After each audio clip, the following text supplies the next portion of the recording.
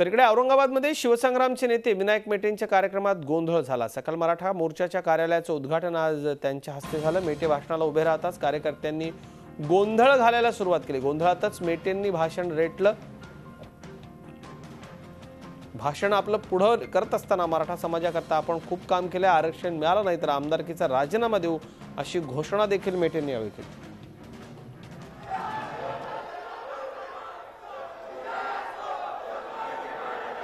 माझे सहकारी विशाल करोळे आपल्या संपर्कात आहेत। विशाल, राज्यभरामध्ये मराठा मोर्चाचं लोण पसरलेलं होतं आणि कुठेतरी सुसूत्रीकरण व्हावं म्हणून औरंगाबादमध्ये याच्या कार्यालयाचं उद्घाटन मेटेंच्या हस्ते होतं, पण सरकारच्या सोबत मेटे आहेत। आरक्षणाच्या बाबतीत नीट काही निर्णय सरकारकडून अजून ठोस दिसत नाहीयेत आणि यामुळे कार्यकर्ते नाराज होते का?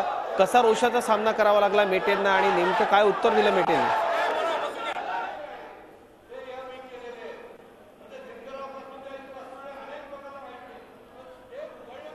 माझे सहकारी विशाल करोळे आपल्या संपर्कात येतील थोड्याच वेळात। गोंधळामध्येच त्या ठिकाणी औरंगाबादमध्ये मेटेंनी भाषण केलं आणि या सगळ्या कार्यकर्त्यांची मागणीच ही होती की तुम्ही सरकारच्या सोबत आहात,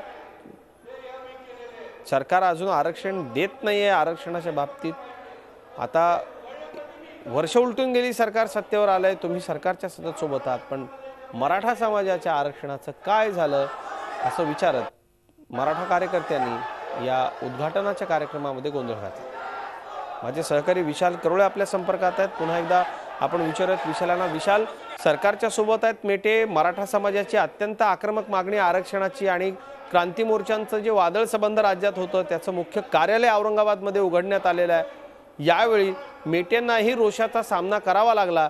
काय उत्तर दिलं मेटेंनी संतप्त असलेल्या मराठा कार्यकर्त्यांना?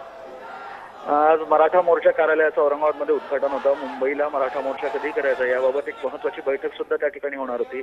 उद्घाटनाच्या वेळेस मेटे भाषणाला उभे राहिले, मात्र कार्यकर्त्यांनी गोंधळ केला। नेत्यांची भाषणं या ठिकाणी नको असं कार्यकर्त्यांचं म्हणणं होतं। तर मी मराठा समाजासाठी खूप काही केलंय असं मेटेंचं म्हणणं होतं, मात्र तरी सुद्धा कार्यकर्ते जुमानत नव्हते। तरी सुद्धा नेत्यांनी 1 ते 1.5 मिनिटं भाषण केलं। यावेळेस बोलताना जर मराठा समाजाला आरक्षण मिळालं नाही तर प्रसंगी मी आमदारकीचा सुद्धा राजीनामा देईल असा इशारा त्यांनी दिला। यानंतरही कार्यकर्ते शांत झाले नाही। त्यानंतर मेटे यांनी आपलं भाषण आटोपतं घेतलं। त्यामुळे कुठेतरी या कार्यक्रमाला नेत्यांनी हजेरी लावली, मात्र कार्यकर्त्यांच्या रोषाला त्यांना सामोरं जावं लागलं। हे चित्र आपल्याला कार्यक्रमावेळी पाहायला मिळालं। अजित, या सगळ्यानंतर मेटेंची प्रतिक्रिया काय मिळू शकली आहे? याबाबत आता मेटे त्यांचा औरंगाबादमध्ये शिवसंग्राम संघटनेचा वर्धापन दिनाचा कार्यक्रम सुरू आहे त्या ठिकाणी आहे, त्यामुळे अधिकृत अशी कुठलीही प्रतिक्रिया अजूनपर्यंत त्यांनी या सगळ्यांवर दिली नाही। मात्र मी मराठा समाजासाठी मोठं काम केलं, त्यामुळे मराठा समाजासाठी बोलण्याचा माझा अधिकार आहे असं मेटे यांचं म्हणणं आहे। धन्यवाद विशाल या सगळ्या सविस्तर माहिती करता। झी 24 तास रहा एक पाऊल पुढे।